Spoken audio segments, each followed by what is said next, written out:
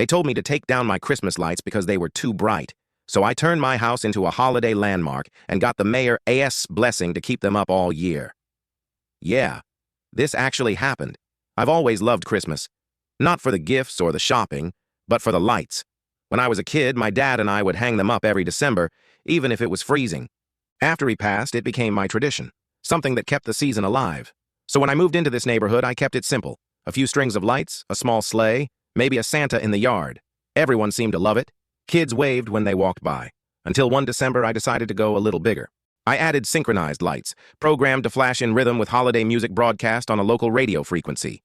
It wasn't loud, it wasn't gaudy, but it was magical. And then, the letter came. Your holiday display violates community brightness and noise standards. Remove immediately. Noise? The sound was on the radio. Brightness? It was LEDs, not a laser show. I checked the HOA handbook front to back, not a single mention of brightness or noise limits. So I called the HOA office, and the president, a guy named Greg, answered. He said, "We've had complaints. Some residents think it's excessive."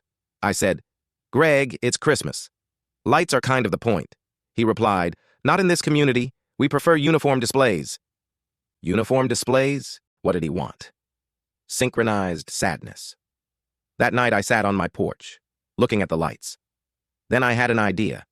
If they wanted a uniform display, they were about to get one the whole city could see. The next week, I upgraded everything, added 30,000 more lights, built a synchronized setup powered by a computer program, installed motion-activated snow machines, timed it all to play 15 songs through the FM station I set up. But the best part? I partnered with a local children's charity. Donations from visitors would go directly to families in need for Christmas. Within days, word spread. Cars lined up for blocks just to see the show. The city police even helped direct traffic, and the local news showed up with cameras. That's when the HOA lost it.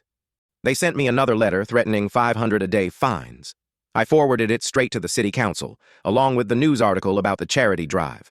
The council issued an official event permit, signed by the mayor, allowing me to keep the lights up for the full season. A week later, the mayor himself came by for the grand lighting night. Guess who had to stand next to him for the photo? Yep, Greg, the HOA president. He had to smile while the mayor thanked me for bringing joy and unity to the community. The HOA couldn't touch me after that. They quietly rewrote the policy, adding a line for approved community holiday events. Now, every December, I hang my lights without a single complaint. And the HOA even helps promote it. So yeah, they tried to ban my Christmas lights, and I turned it into the brightest event in the state. Sometimes the best way to fight HOA darkness is to shine even brighter.